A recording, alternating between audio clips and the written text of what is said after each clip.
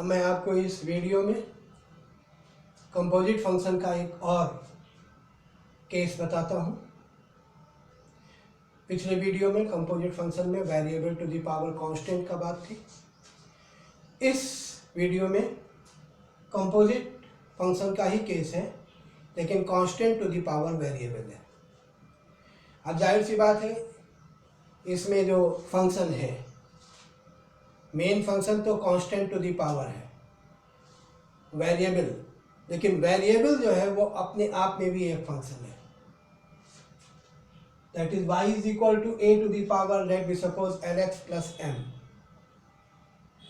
अब यहाँ a is a constant और उसकी पावर में जो lx प्लस m है वो एक वेरिएबल है, and lx plus m is also a linear function इनमें से। अब इसका जब डिफरेंशियल करेंगे तो कैसे करेंगे?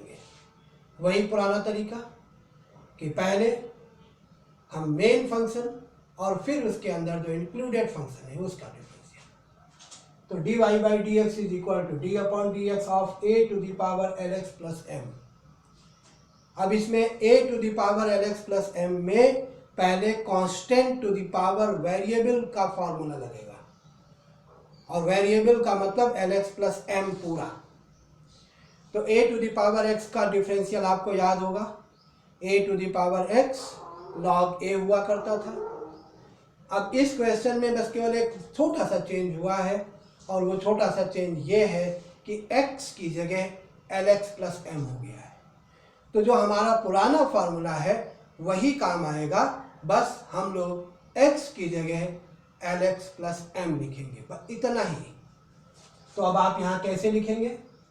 वहाँ था a to the power x, यहाँ लिखेंगे a to the power lx plus m, क्योंकि x की जगह lx प्लस m है, into log a base e जैसे था वैसे ही होगा, क्योंकि a में तो कोई चेंज हुआ नहीं है, इंटू अब यहाँ पर एक्स्ट्रा काम जो बढ़ा वो क्या है कि x की जगह जो एक फंक्शन, बड़ा फंक्शन दिखने लगा, आपको उसका भी डिफरेंशियल करना होगा। अच्छा, एक चीज आपके दिमाग में आती होगी कि ये चीज अभी क्यों हो गई? क्या पहले जो फंक्शन होता था, जैसे साइन x है, तो क्या उसमें उस फंक्शन का डिफरेंशियल नहीं होता था? जवाब है वहां पे भी होता था, लेकिन बात क्या थी? x का डिफरेंशियल 1 होता था।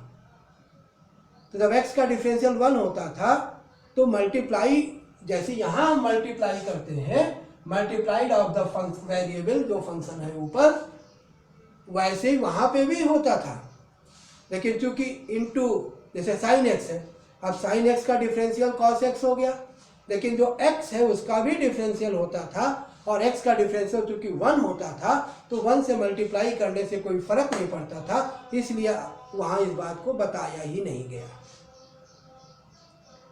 अब चूंकि यहां पर x जो चीज अब जो फंक्शन में दिख रही है, वो जो वेरिएबल का फंक्शन दिख रहा है, वो ऐसा है कि जो डिफरेंशियल करने के बाद उसको हम छुपा नहीं सकते।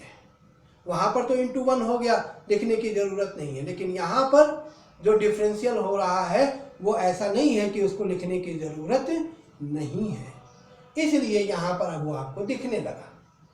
तो ये कोई नई बात नहीं है, पहले भी होती थी, लेकिन पहले चूंकि जिस तरीके से हो जाता था वो लिखने की, इंटू 1 लिखने की जरूरत नहीं होती थी, इसलिए वहां पे बताया ही नहीं गया। खैर, अब यहां पर क्या आएगा? Into differential of lx plus m। अब differential of lx plus m आपने लिख दिया, अगले स्टेप पे डिफरेंशियल कर लीजिएगा। ध्यान रखिएगा, एक ही स्टेप पे दोनों मत करिएगा, नहीं गलती कर दोगे। अब यहां पर क्या हुआ, ध्यान से देखिएगा।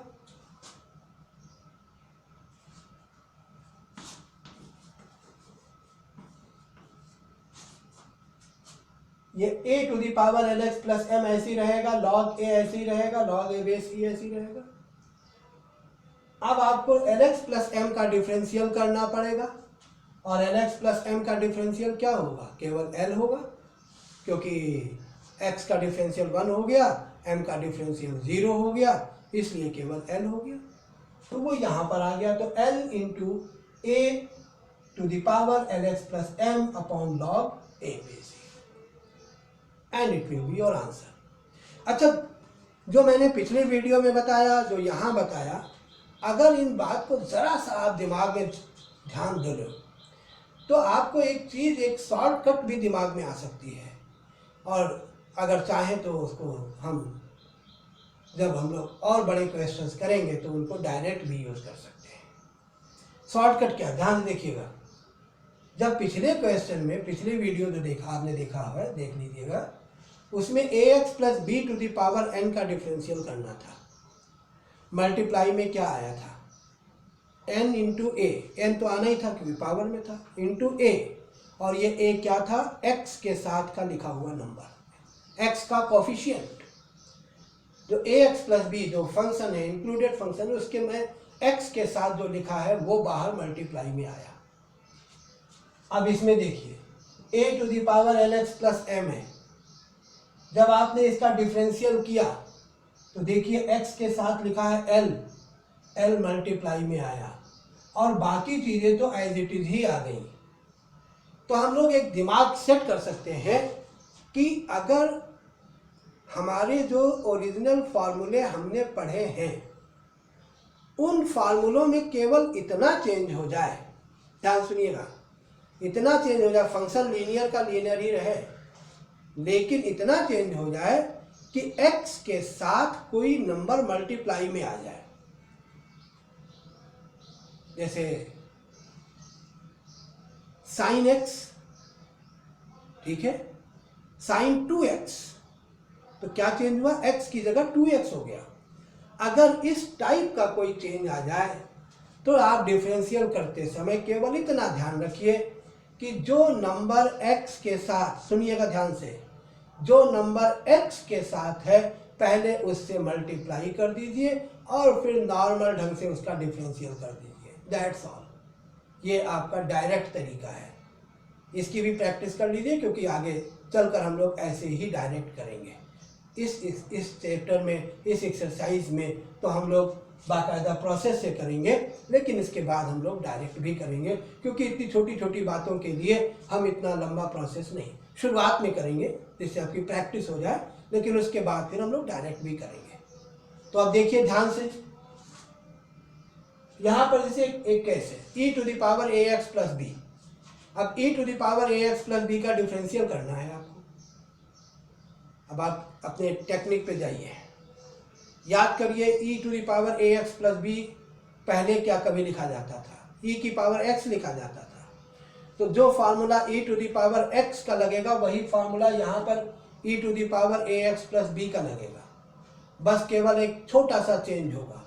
वहाँ x होता था और उसका डिफरेंशियल 1 होता था, मल्टीप्लाई करने में कोई फर्क नहीं पड़ता था। यहाँ ax प्लस बी है और ax प्लस बी का डिफरेंशियल होगा a, यानी x के साथ लिखा है a, तो आपको बस केवल इतना करना है कि a से शुरू में मल्टीप्लाई कर दो और उसके बाद नॉर्मल ढंग से डिफरेंशियल कर लो, तो आपको ज़्यादा मेहनत नहीं करनी पड़ेगी। तो कोई पूछे कि e to the power ax plus b का डिफरेंशियल क्या होगा, तो आप कहोगे a, और a क्या है, x के साथ का number, a into e to the power ax plus b, answer. तो ये आप डायरेक्ट भी लिख सकते हो। धीरे जब ऐसे करके पहले प्रैक्टिस कर लीजिए, और प्रैक्टिस करने के बाद जब आपको लगे कि हाँ अब मुझे बातें समझ में आ गई हैं, तो आप बड़े क्वेश्चन में जहाँ पर ये चीज़ें थोड़ी छोटे स्टेप पे होंगी, वहाँ पर आप डायरेक्ट भी इसको यूज़ करेंगे। वहाँ पर हर जगह बार बार आपको इतना लंबा प्रोसेस नहीं लगाना है, शुरुआत में लगाना है क्योंकि अभी आपकी प्रैक्टिस नहीं है, इसलिए अभी तो आपको ऐसे ही करना जैसे मैं कर रहा हूँ। एक एग्जाम्पल देखिएगा, y is equal to 10 to the power 3x minus 4।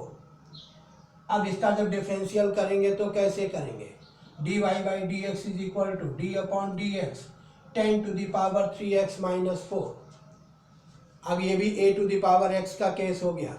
अब a to the power x का डिफरेंशियल करेंगे तो क्या करेंगे, a to the power x log a, यानी 10 to the power 3x minus 4 log 10। ये तो डायरेक्ट फॉर्मूला हो गया, लेकिन अभी काम खत्म नहीं हुआ है।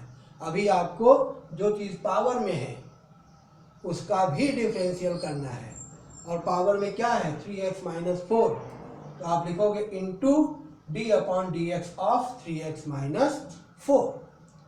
और अब आप 10 to the power 3x minus 4 log 10 तो ऐसे ही उतार देंगे और 3x माइनस 4 का डिफरेंशियल करेंगे और वो डिफरेंशियल क्या हो गया 3, क्योंकि x का 1 4 का 0, तो 3, तो फाइनली क्या हो गया 3 into 10 to the power 3x minus 4 log 10 base e।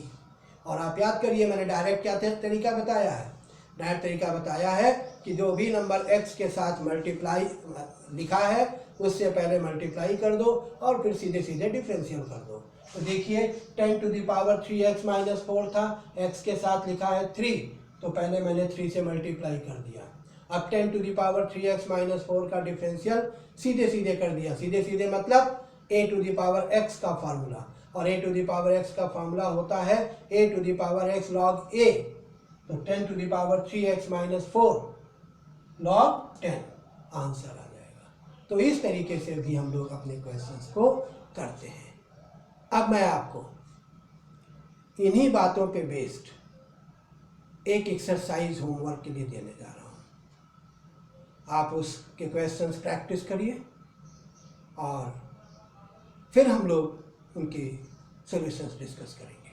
लेकिन उन क्वेश्चंस को प्रैक्टिस करने से पहले आपको ये दोनों वीडियो, जो अभी वीडियो आप देख रहे हो इसके पहले वाला वीडियो बहुत ध्यान से देखना है और एक एक बात को समझना है। और एक बात तो सबसे पहली है जो मैं बहुत बार कह चुका हूँ कि पहले आपको सारे चीज़ों के डिफरेंशिएशन के फार्मूले याद होने चाहिए।